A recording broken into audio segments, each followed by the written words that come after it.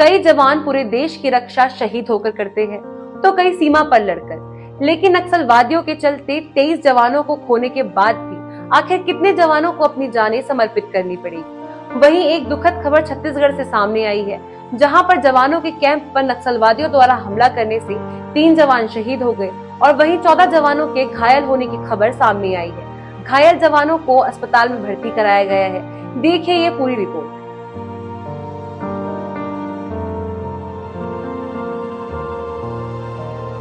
नक्सलवाद ने सभी देशवासियों के दिल में एक डर बनाकर रखा हुआ है और ये डर देश के छत्तीसगढ़ इलाके में सबसे ज्यादा देखने को मिलता है, क्योंकि साल 2023 में नक्सलवाद हमले में 23 जवान शहीद हो गए थे और अब एक बार फिर 2024 की शुरुआत में ही बड़े हमले की खबर सामने आई है, जिससे लोगों की दहशत और मजबूत हो गई है। जब किसी जवान पर हमला होता है तो इसमें सिर्फ उसके घर का लाल नहीं बल्कि पूरे देश का लाल शहीद होता है और ऐसे ही न जाने कितनी शहादत हमारे देश के जवानों ने इस मिट्टी की सुरक्षा के लिए समर्पित करी है। और फिर एक बार नक्सलवाद का मामला छत्तीसगढ़ इलाके के सुकमा और बीजापुर जिले के सीमा स्थित गांव टेकलगुड़ा में हुआ, जहां 30 जनवरी यानी कि मंगलवार को सुरक्षा कैंप लगाया गया था। पुलिस से मिली सूचना के मुताबिक कोबरा एसटीएफ बल के जवान जोनागुड़ा अलीगुड़ा इलाके में सर्चिंग कर रहे थे, जिसकी खबर मिलते ही नक्सलवादियों ने जवानों पर हमला कर दिया, जिसमें 3 जवान शहीद हो गए और 14 जवानों के घायल होने की खबर सामने आई है। घायल जवानों को इलाज के लिए हेलीकॉप्टर से रायपुर भेजा गया है और उनकी हालत खतरे से बाहर भी बताई जा रही है। ये पहला मामला नहीं है जहां सैनिकों को अपनी जान गंवानी पड़ी हो, बल्कि ये नक्सलवाद का 11वां मामला है। इससे पहले के हमले में भी 23 जवान शहीद हुए थे और सिर्फ जवान ही नहीं बल्कि कांग्रेस के कई नेताओं सहित 30 से ज्यादा लोगों को अपनी जान से हाथ धोना पड़ा था और छत्तीसगढ़ को नक्सलवादियों का सबसे मजबूत इलाका माना जाता है।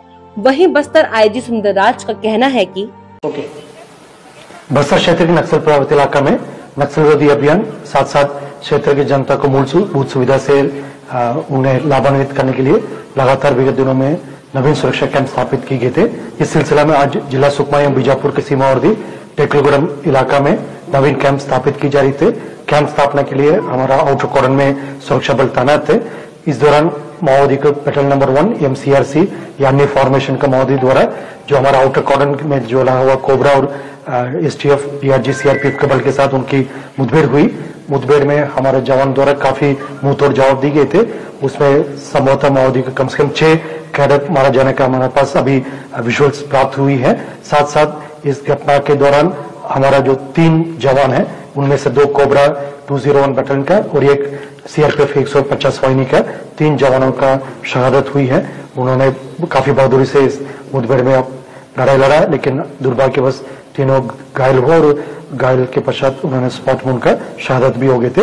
अन्य जो 14 हमारा जवान है जिन्हें स्प्लिंटर इंजरी और मामूली चोट आए थे, उन्हें तत्काल अभी हेलीकॉप्टर के माध्यम से इवैक्यूएट करके जयपुर मेडिकल कॉलेज एवं रायपुर में 2 अन्य हॉस्पिटल में उनका इलाज की जा रही है।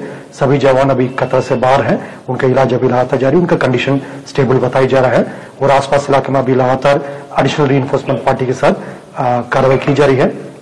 2021 में उसी टेकलगुड़ा में तब एक अभियान के लिए हमारा सुरक्षा बल गए थे, उसमें हमको काफी बड़ी क्षति हुई थी। उनमें से हमारा 23 जवान का शहादत भी हुआ और हमारा इरादा है उन इलाका में जो माओवादी का एक मजबूत गढ़ माना जाता है, उन इलाका में हम नियमित रूप से उपस्थित रहकर क्षेत्र की जनता को माओवादी उनके गतिविधि से मुक्ति दिलाने के साथ साथ विकास कार्य को भी गति देने के उद्देश्य से कैंप स्थापित की जा रही है।